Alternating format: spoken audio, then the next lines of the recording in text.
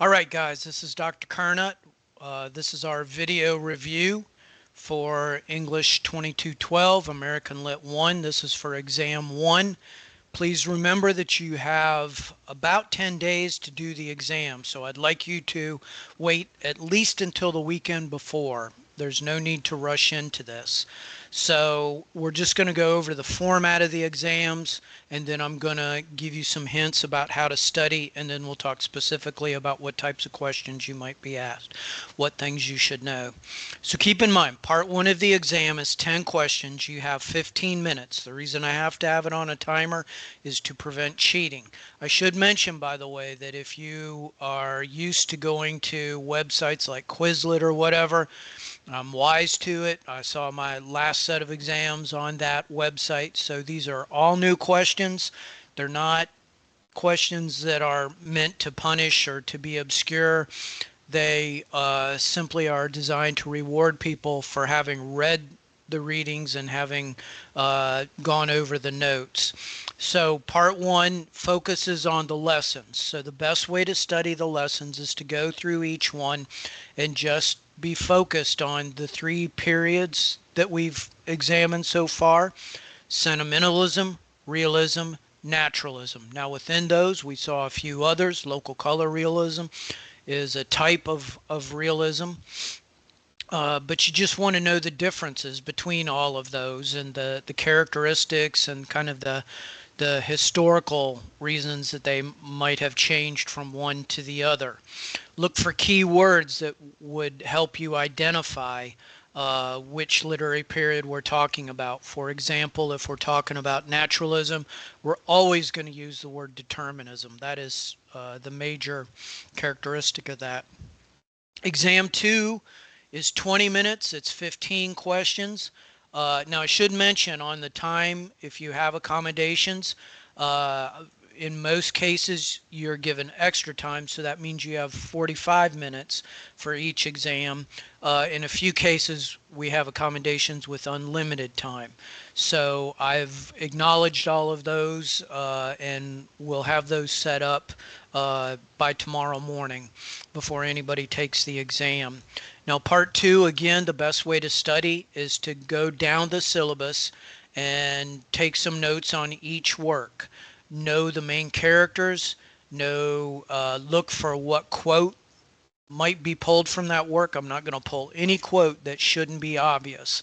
And usually there are quotes that we've discussed in the lesson itself and pulled them out for you. So try to identify which would be the quote that would be the giveaway to that particular story. Recognize any main characters. You also want to be able to know any major terms that pop up in the more critical works that we look at, the terms of criticism, the works of literary criticism by Henry James and Frank Norris and William Dean Howells. I couldn't remember his name for a sec. All right, so let's go over this real quick and the types of things you might be answered specifically. So part 1, for example, you want to know the characteristics of sentimental literature. For example, you might want to know that direct addresses to the audience and the use of the omniscient narrator is one of the key giveaways. You want to know that sentimental literature typically ended with a Christian ending. It had always had a big Christian subtext. You want to know that it uses idealized rather than realistic characters. Now, when we talk about realism, we focused mainly, at least in lesson 2, on local color realism.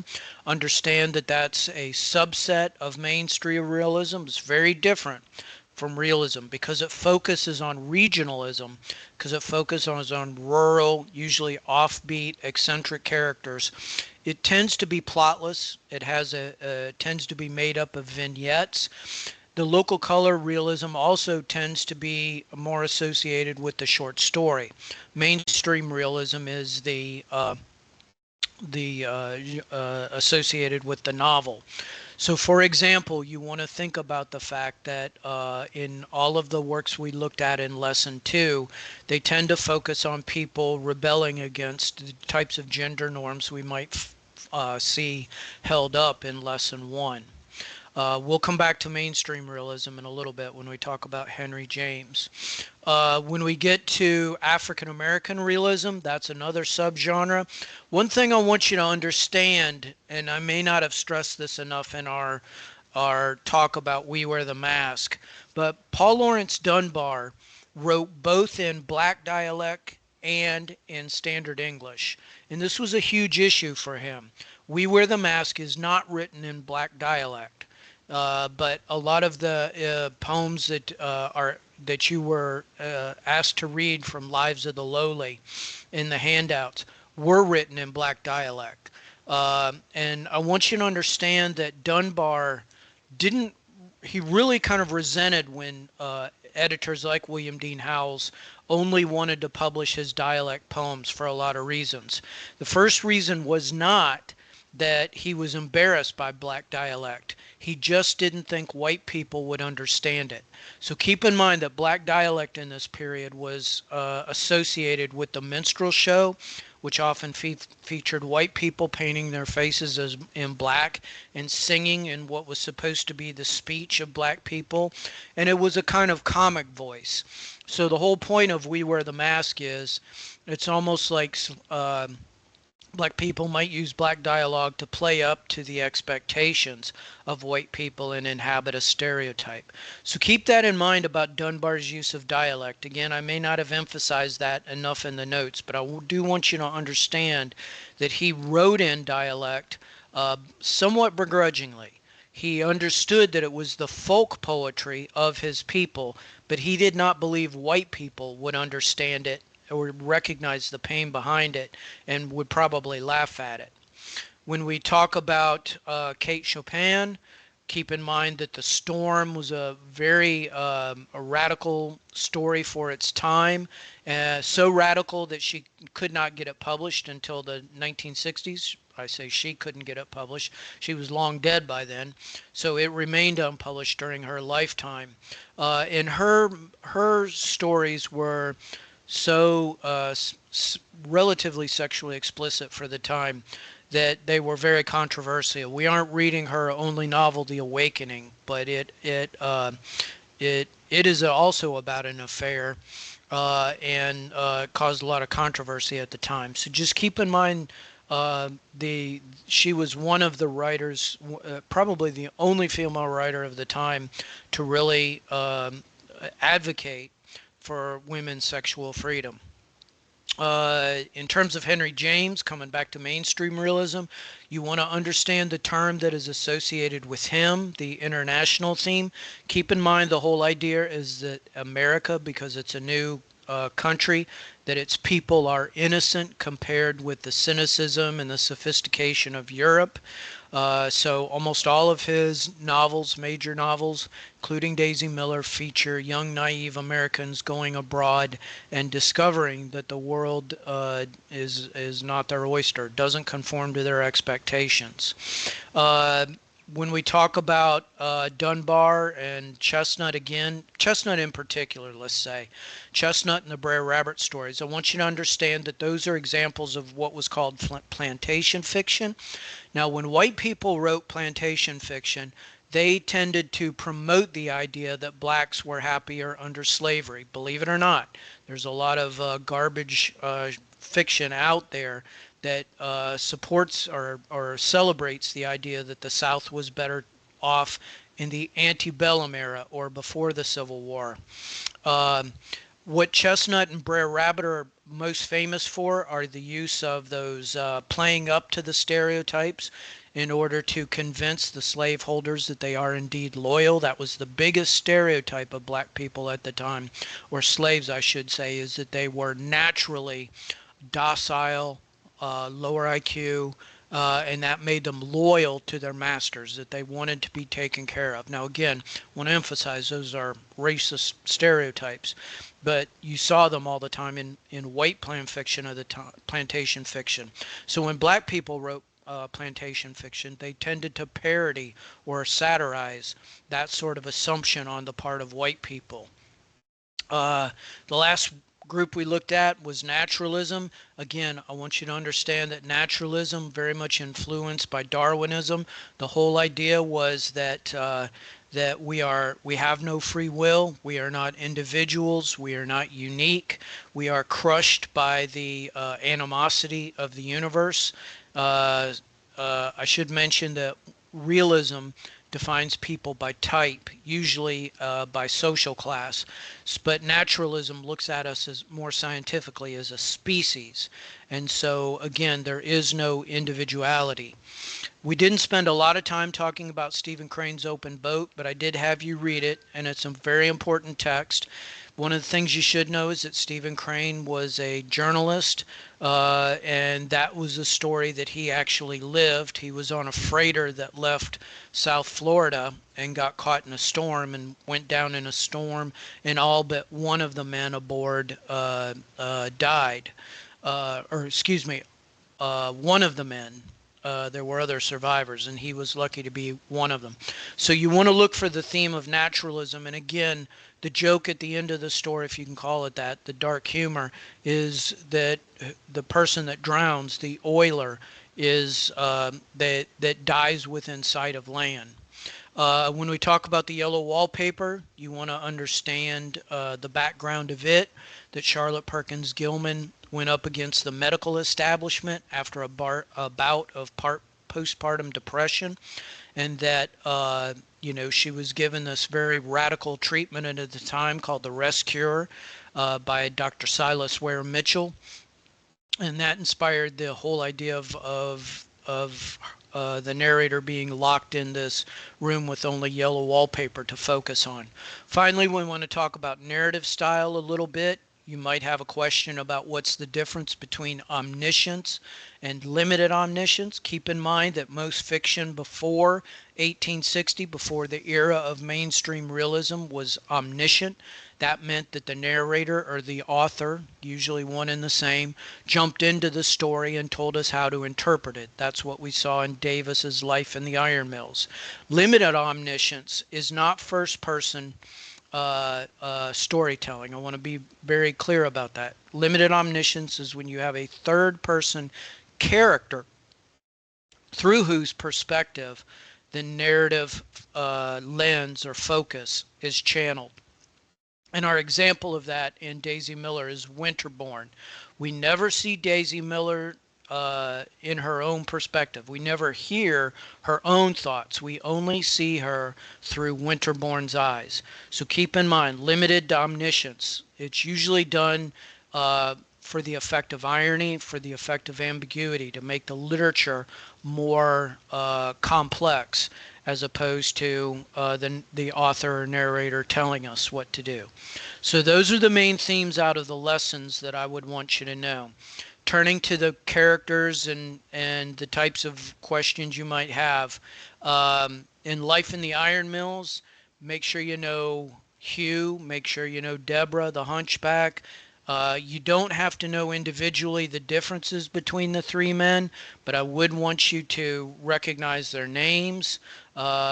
You want to understand that there's a journalist, there's a businessman, and then there is an observer.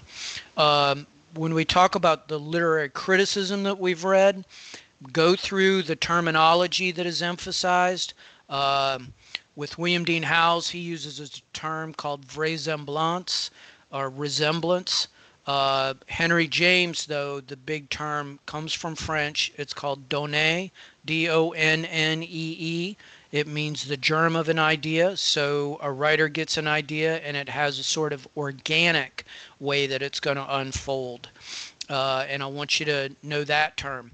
When we get to Norris, remember that Norris confusingly used the term romanticism instead of naturalism.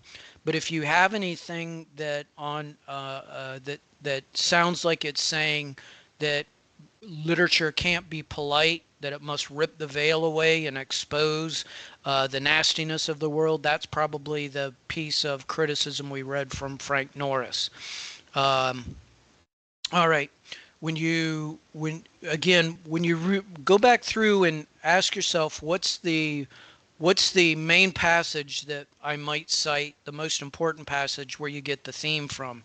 So you want to be aware of those maybe in Luck of the Roaring Camp. Look for specific details. A white heron. Who is the guy that comes into the woods? What does he want to do with the heron? Understand that. With the storm, again, you want to be able to recognize the idea of the personification of passion through the storm. Uh, you might even want to know something as simple in the jumping frog as the name of the frog and who it's named after, because that's a big joke in Twain. You want to know Jim Smiley, all of those guys, but keep in mind it's Daniel Webster that the frog is named after, who was a politician as well as somebody who founded a dictionary. You want to know again Winterbourne's role in Daisy Miller, Giovanni's role. I'm not going to ask you the two women that judge Daisy. That's probably a little too into the weeds, but Winterbourne is important. You probably ought to want to recognize the name of the characters in The Revolt of Mother, her name, his name. You ought to be able to recognize, a passage from We Wear the Mask, or recognize that if it's written in black dialect and it's a poem, it's probably going to be Dunbar. Again, plantation fiction. You want to understand the irony in black plantation fiction, where they're sort of duping the oppressor, both in Passing of Grandison and in the Brer Rabbit stories. One term that I didn't emphasize enough, maybe, and this is important, is we talk about Grandison and Brer Rabbit. Those are examples of what in African American folklore is called trickster fiction. So keep in mind, Grandison and Brer Rabbit are examples of tricksters, people or sometimes folk heroes who come into situations of oppression and upset the ruling class. They turn over the power structure. In the yellow wallpaper, again, you want to know the background of the story. You want to know John's name. I'm not going to ask his name, but I want you to understand what profession he belongs to, because that's very important to the theme of the story. When we talk about the Norris short story, you ought to just be able to recognize first the name of McTeague, which was later Norris's novel, which we're not reading, but also the fact that the joke of the story is these two guys have the wives beat up on each other, and that makes them friends. And then again, in the Stephen Crane story, The Open Boat, know the four main characters, understand that they are defined by type rather than individuals, but also know which one dies at the end, and that would be the oiler. All right, so those are your pretty big hints as to the types of questions you might be asked. If you have any questions about anything, please email me in this upcoming week. If by any chance you have accommodations and you get in there and something goes awry and the accommodations didn't stick, please email me and I'll reset the exam. I can't reset the exam. One thing I want to stress, keep in mind, when I go into the exam, I can see what you do on your computer screen. So please don't go in and, print off the questions and then tell me you had a computer glitch or something, because I can tell if that happens or not. You're expected to be able to study well enough to be able to spit this stuff back. I don't think you need your notes after this review. Let me put it that way. All right. Again, so far, again, I'm very happy with people's discussion questions. I do want to say that when I posted scores for DQs 3 and 4, there was still a handful of people who had not posted their responses yet. Please get those done on Friday so I can post comments on Saturday. I'll give you another break, and if you got 17 out of 20 because you didn't post 3, or if you got 18 because you didn't post 1 or 2, go ahead and do those this weekend, preferably before Monday, and I'll tweak your grade. If you got a 19 or an 18 instead of the full 20, it's probably because the thesis isn't quite there. Please remember on discussion question 5, the main thing that probably the thing that we most missed, and it was a relatively small number of the class, but we got to get those quotes into those direct quotes from the text into your paragraphs. Now, I keep saying paragraph 5, and a couple of people emailed me, is it okay if it's in paragraphs or in sentence 5? Is it okay if it's in sentence 6 if I have a 7 paragraph sentence? All I want to say is your sentence should come toward the end because you want to use it to corroborate your analysis, but it shouldn't be the very last sentence. So if you have 1 or 2 sentences of wrap up that's yours and 1 or 2 is fine, that's perfectly fine. Basically, I'm harping on paragraph construction because I'm trying to instill in you the form that'll make these DQs very easy to write once you know the function of each sentence. So again, start with the thesis sentence. The rest of your intro ought to give a little, define a term and give a little historical context. You want topic sentences in the first sentence of each body paragraph. You want a conclusion that does not use the phrase in conclusion, but rather ultimately or in the end. And you want to kind of wrap it up. Overall, again, I'm pretty pleased. So if you have questions, go ahead and email me. Otherwise, have a good weekend, and we'll talk to you on Monday. Thanks.